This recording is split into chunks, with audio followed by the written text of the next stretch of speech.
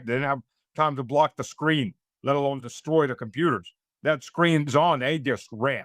So the videos were showing these computers, all these monitors are still on. Come in there, see what they're talking about. You got full access. Switch off the password control right there, and start digging in on their intel. So that means that basically morale just collapsed instantly. And as the forward units started running, and they were running past the headquarter units, and the headquarter units said, "Oh crap! Now we're the forward units. Let's run." When panic hits that hard, that means it's entire collapse of any discipline, of any control. That you do not destroy your equipment, you don't burn documents, you don't evacuate them. I mean, in a headquarters unit, if you got a top secret computer, that computer is much more valuable than any rifle anybody else in that unit, because one guy can get killed.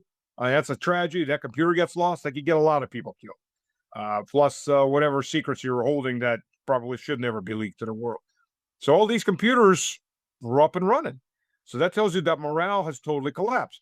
Now, what is Gulay Polya? North of Gulay Polya is about a 50-kilometer, maybe actually less than that, zone of fortifications that's now been flanked from the north, is now flanked from the south. So if the Ukrainians stay in those fortifications, they die. If they make a run for it, most will die. Some will get through because it's closing out. But the problem is for them, running is now across mostly open terrain. And here we start the problem for the Ukrainian side, that most of Zaporozhye is flat and open. They lost their eastern flank totally. Total collapse of the eastern flank. The main fortress being Gulay Polya, which, by the way, it's two words combined to one, Gulay and Polya. Everybody keeps pronouncing it. And for some reason, Gulay Polya. Gulay Polya, which means tumbleweed in English, if you translate that. So the city of tumbleweed.